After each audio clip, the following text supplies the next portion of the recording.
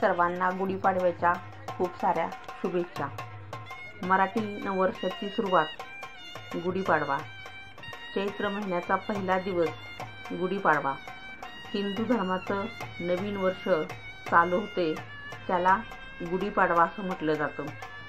सर्वांना गुढीपाडव्याच्या पुन्हा एकदा खूप साऱ्या शुभेच्छा। हा सर्वात खूप महत्त्वाचा आणि मोठा सण मानला जातो।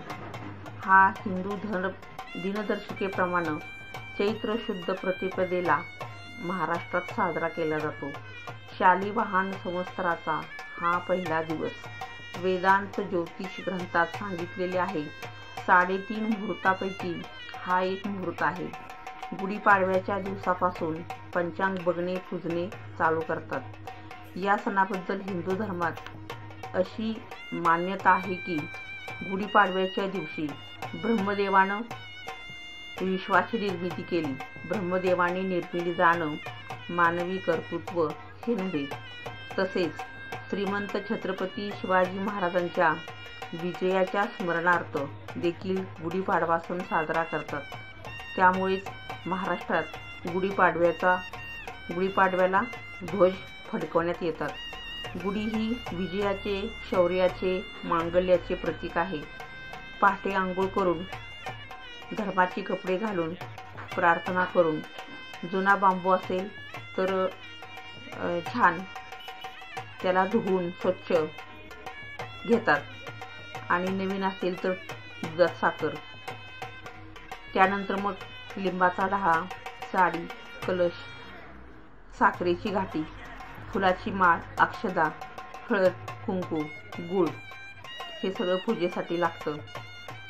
ब्रह्मा आणि भगवान विष्णूची पूजा करतात, पण गुढी उभारतात। या दिवसाला महापर्व म्हणतात। म्हणजेच या दिवशी सगळे नवीन संकल्प केले जातात आणि ते प्रगतीपथाकडे जावं, त्याची वाटचाल सुरू हो अशी पूजा करतात। तोही गुढीपाडवा।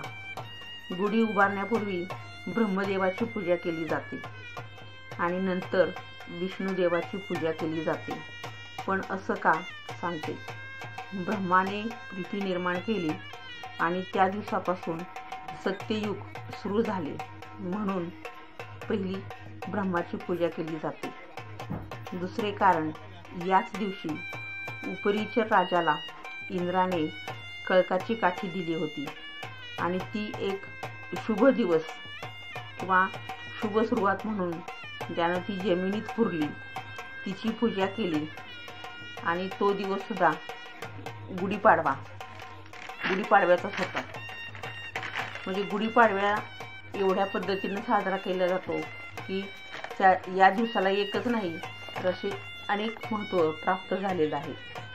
भगवान विष्णूंनी मत्स्यरूप धारण केलं आणि शंकासुराचा वध केला।